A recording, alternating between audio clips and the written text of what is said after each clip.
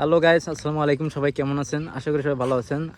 আজকে আমি আপনাদেরকে নিয়ে আসলাম রাবার বাগান সম্পর্কে বিস্তারিত তথ্য দিতে। ময়মনসিংহে ফুলবাড়িয়া রাবার বাগানের সাথে হচ্ছে আনারস ক্ষেত। এখানে প্রচুর আনারস ক্ষেত। আর এই যে আমার পিছনে হচ্ছে রাবার বাগান। এই যে গাছগুলো, এই দেখেন রাবার বেরোচ্ছে। আপনাদেরকে দেখায়, এই দেখেন কীভাবে রাবার বেরোচ্ছে। এইগুলো হচ্ছে রাবার। তা রাবার বাগানে আসলাম। এই রাবার বাগানে এসে আপনারা ভ্রমণের একটু অন্যরকম অনুভূতি অর্জন করতে পারবেন, যেটা আপনি অন্য সব জায়গায় পাবেন না। কারণ এই জায়গাটা একটা নিরিবিলি। দেখেন এই প্রচুর গাছ, এখান থেকে আসলে প্রচুর রাবার তৈরি করা হয়। বাংলাদেশের অধিকাংশ রাবার এই রাবার বাগান থেকে। তারপর হচ্ছে হালুয়াঘাটের ওইদিকে আরও একটা রাবার বাগান আছে। প্রায় মোটামুটি ভালো রাবার বাগান, 4-5টা রাবার বাগান আছে বাংলাদেশে, তার মধ্যে এটা একটা অন্যতম। আপনারা যদি আসতে চান তাহলে ময়মনসিংহ শহর থেকে ফুলবাড়িয়া থেকে রাবার বাগানের কথা বলে আসতে পারবেন। এখানকার যাতায়াত ব্যবস্থা অনেক উন্নত।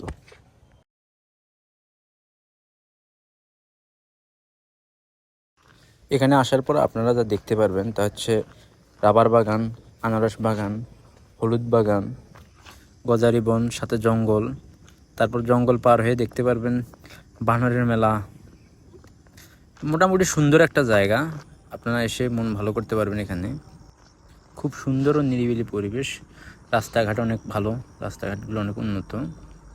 মাটির হলেও রাস্তাঘাটগুলো অনেক ভালো, হেঁটে চলাফেরা করা যায়। একটু গাড়ি ঘোড়া কম, কারণ এই জায়গার ভিতরে গাড়ি চলাচল ব্যবস্থা একটু কম রাখছে। তবে জায়গাটা কিন্তু অনেক অস্থির, অসাধারণ একটা জায়গা। আপনারা চাইলে এই জায়গায় আসতে পারবেন, এসে ঘুরে যেতে পারবেন।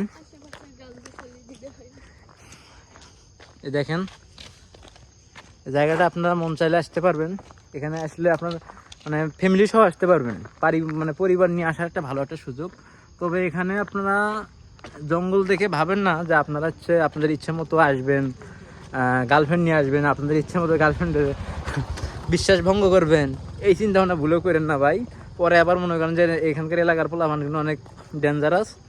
পরে বাঁশ কিন্তু রেডি আছে, বাঁশ খাওয়া যাবে না।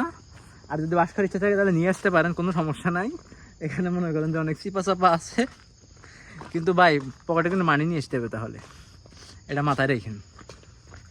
এটা হচ্ছে যারা রিলেশন করে তাদের জন্য না, যারা প্রকৃতপক্ষে ঘুরতে চায়, ঘুরতে ইচ্ছা আছে, তাদের জন্য পারফেক্ট জায়গা। তা আপনারা আসেন, এসে জায়গাটা ঘুরে দেখেন। রাবার বাগান দেখতে পারবেন। এখানে দেখেন কত সুন্দর সুন্দর গজারি গাছ। আবার হচ্ছে রাবার বাগান, এই রাবার বাগানের নিচে হচ্ছে আবার আনারসের ক্ষেত। এখানে একক জাতের আনারস পাবেন এই জায়গায়, অনেকগুলো জাত। আবার দেখবেন যে অনেক বাগান, এই জায়গায় বাগান আর বাগান। আমার দেখা অসাধারণ একটা জায়গা, অসাধারণ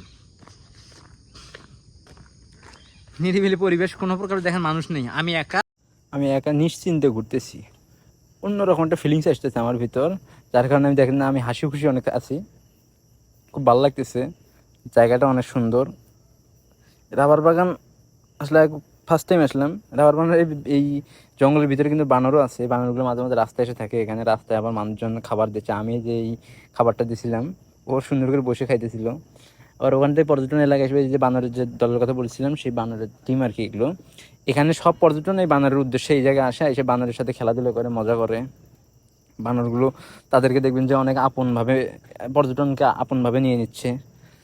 মোটামুটি একটা বানরের সাথে আপনি ভালো একটা ফিলিংস নিতে পারবেন আর কি। এই বানরের ফিলিংস নেওয়ার জন্য সবাই এই জায়গায় আসে। বানরটাকে কেন্দ্র করেই রাবার বাগানটা আর কি বেশি আকর্ষণীয় হয়ে উঠছে। এখানে দেখবেন যে মানুষ অটো ভাড়া করে আসতেছে।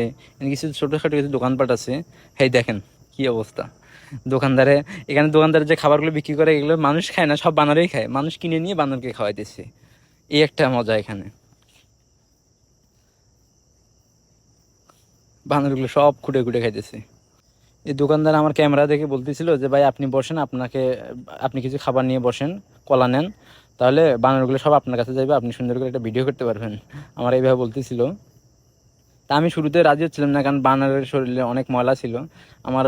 আমি বসা মাত্রই বানরগুলো আমার শরীরে আসতো। এই দেখেন কি অবস্থা, হাতে পায়ে ময়লা সবগুলো আপনার সুন্দর জামা কাপড় নষ্ট করে দিবে।